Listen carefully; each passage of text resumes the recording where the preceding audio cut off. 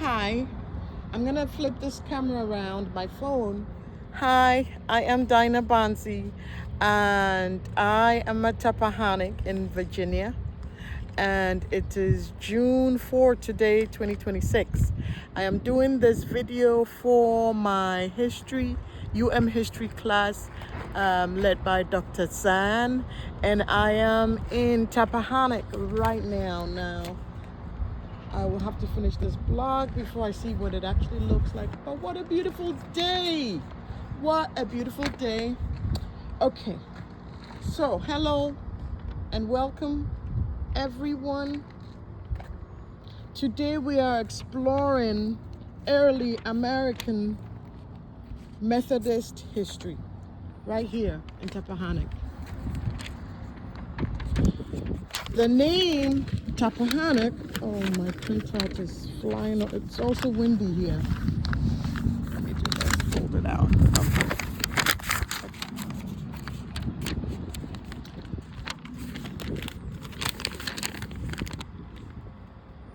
The name Tappahannock is an Algonquian,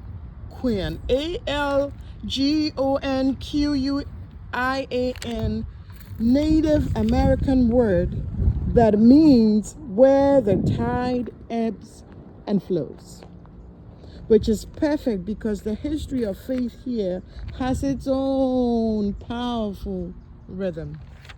I am standing outside Tappahannock Memorial Methodist Church, where the Reverend Rebecca Lynn Minor serves as head pastor.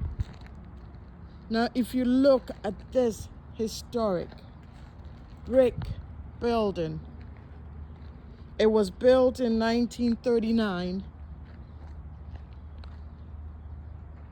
and originally named Mozan Memorial. But the story of the people who formed this church goes back further than 1939. It didn't start in a beautiful building like this. Back in the late 1700s, Methodism was just emerging in America, officially organizing in 1784. Early Methodists in Essex County, which this one is, didn't have dedicated churches. Instead, they relied on circuit readers. They didn't have dedicated churches. Traveling preachers on horseback like Francis Ashbury, who held meetings in private homes, barns, or outdoor.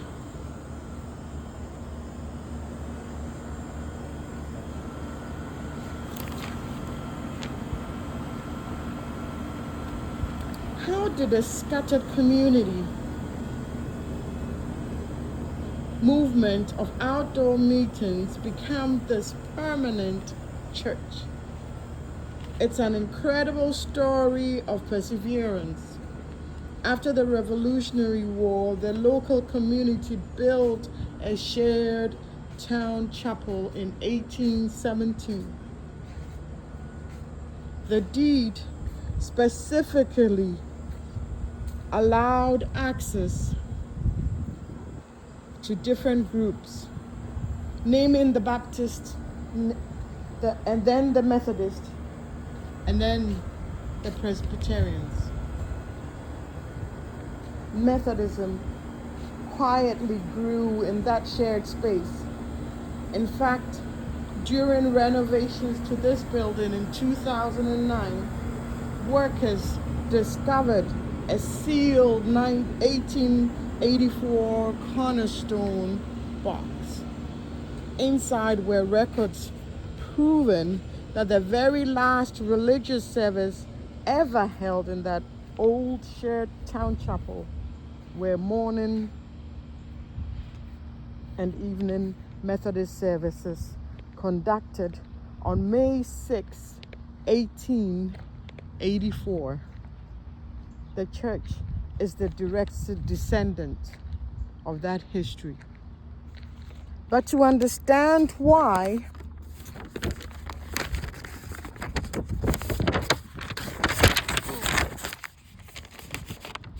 But to understand why the early movement faced such fierce struggle, we have to change locations. We will have to head down to the historic courthouse. But while we are here, let's take in the beauty of this church.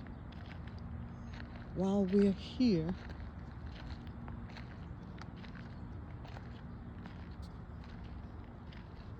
let's take in this historical site.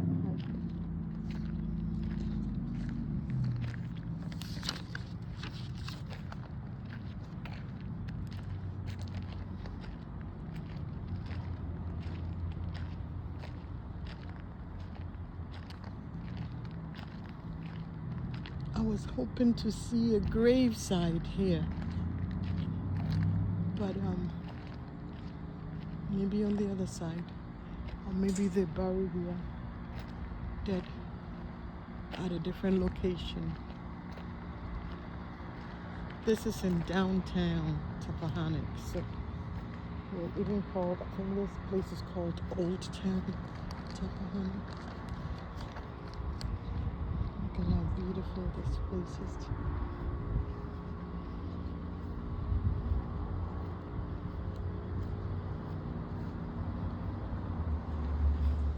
Look at the steeple.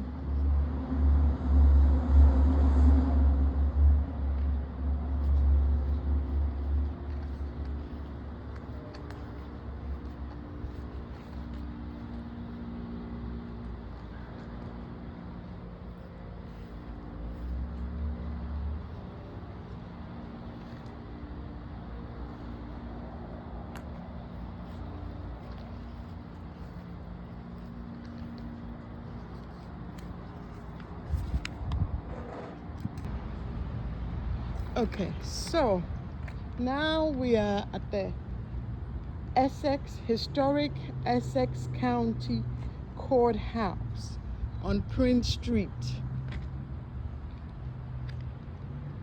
It does get busy here, but we are now standing at the historic Essex County Courthouse. To understand why early Methodism was considered so radical, we have to look at this ground. In the mid-1700s, Tappahannock was a wealthy tobacco port dominated by rich planters and Scottish merchants. Religion wasn't just a personal choice. The Anglican Church, the Church of England, was the government-established religion. Church and state were legally tied together, and taxes paid for the state church, taxes were paid for the state church whether you liked it or not. Anyone else was labeled a dissenter.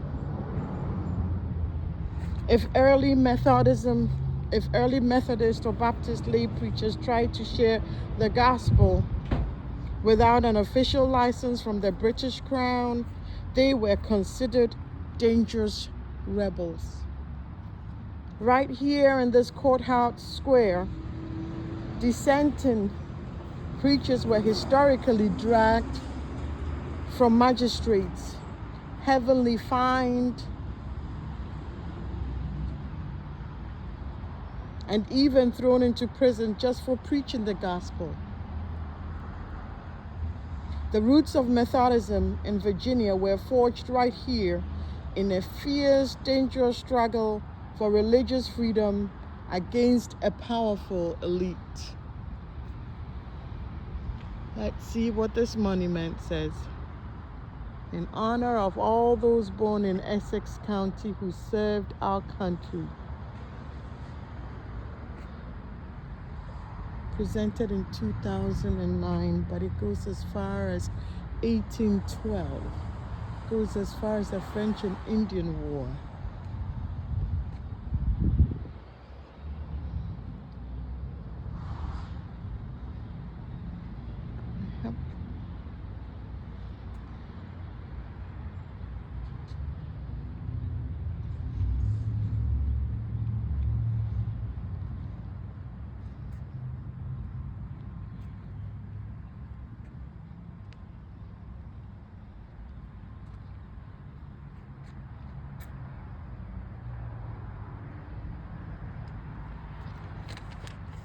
Look at what's on the benches. In honor of all those who served our country. You see a shark.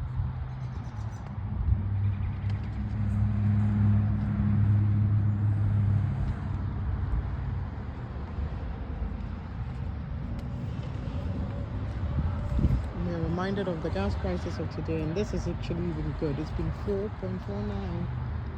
So 4.09 is actually good. I'm gonna pause, and then the next spot we're going to is the Rappahannock River Waterfront. So that's Route 17, and that bridge crosses over to Warsaw. And I just want us to have this water access. Oh my God, I think I can even put my feet in this historic water. But we are at the Rappahannock River.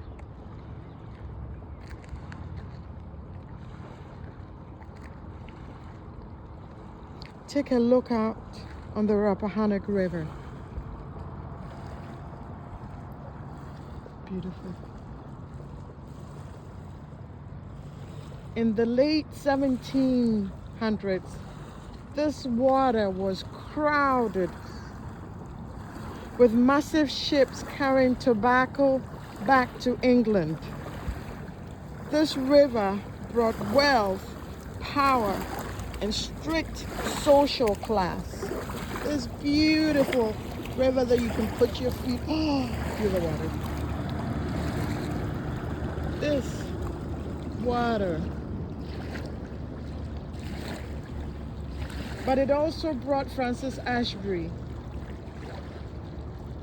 Ashbury was a man of absolute grit. He practically lived on a horse, traveling 6,000 miles in this beautiful water and the beautiful weather, and it was same then as it is now in 2026.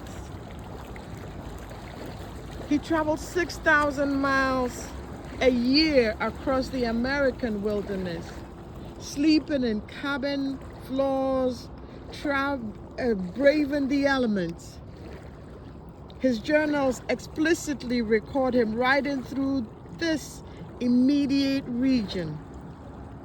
And my feet are in the same water that he rode on.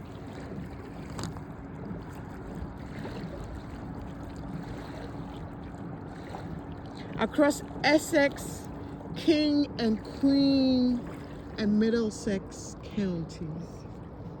Ashbury found this area spiritually tough because the elite class system was so deeply entrenched.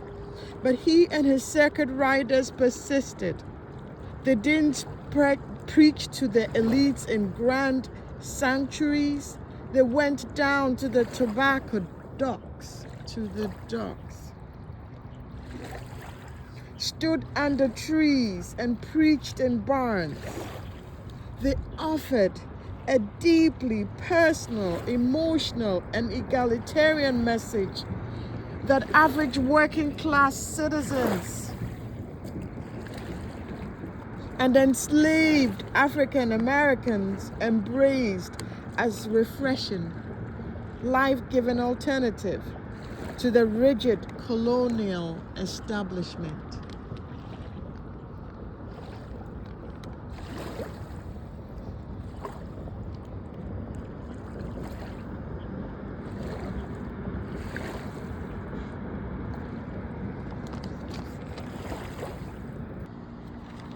So, we are back at Tappahannock Memorial United Methodist Church. Notice the stained glass windows.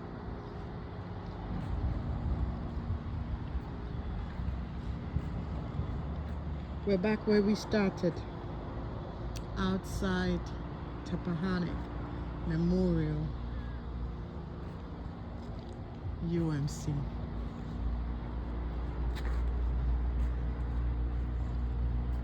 When we look at the building now, We see so much more than brick and mortar. We are looking at the living, breathing legacy of Francis Ashby's connectional system. It is an underdog story of a movement that started with persecuted preachers on horseback, survived colonial opposition, shared a humble town chapel, and ultimately grew into a pillar of the Tappahannock community. This history reminds us of a core truth that still guides our ministry today. The church is never about the physical structure we build. It is about the connectional spirit, the willingness to adapt, and the people we serve. Thank you for walking through history with me today. Blessings to you, and hopefully I will see you again.